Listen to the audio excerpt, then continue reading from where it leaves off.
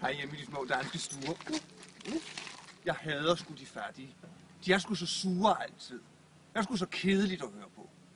Når det så er sagt, så er det noget pjat. Og jeg ved, at de sidste par dage, der har der været enormt stor skænderi og drama omkring Jim Lyngvild ude i de små danske stuer, fordi han er jo mod bistandsklienterne.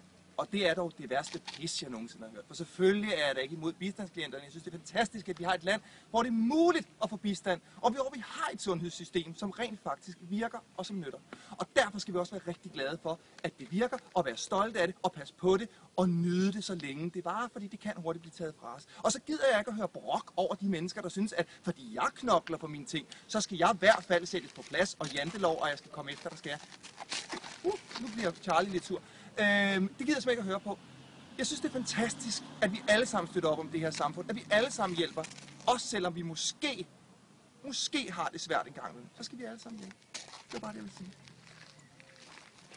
Er det lidt roligt?